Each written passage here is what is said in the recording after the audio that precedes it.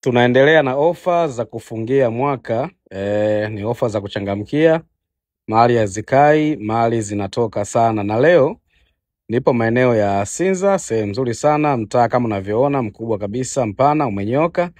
Nipo na hii nyumba hapa inauzwa, kwa maana nyumba ya kuvunja. Uwekezaji wa apartment unafaa zaidi, hata frame pia, kwa sababu mtaa wake ni mpana na kumechangamka sana.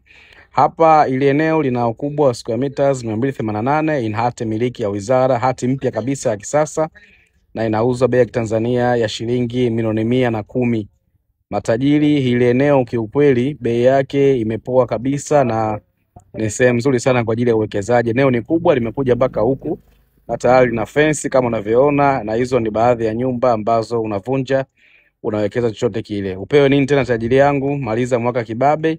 Milioni 110, square meter 288 Sinza. Ni kama unaokota tu, unatembea, unafanya uwekezaji, hivyo maisha yanakuwa yanaendelea. Sehemu nzuri kabisa, sehemu safi, na mitaa yake imenyoka sana, na pia sio mbali na barabara, unatembea tu kufika barabara ya lami. Hii ni ofa na hii ploti haitakaa. Kwa wale wawekezaji, wale matajiri, changamkia hii fursa, uje tumalize hii biashara, tukague hati, tujiridhishe, tumalize hili zoezi. Ni sehemu nzuri sana kwa ajili ya uwekezaji.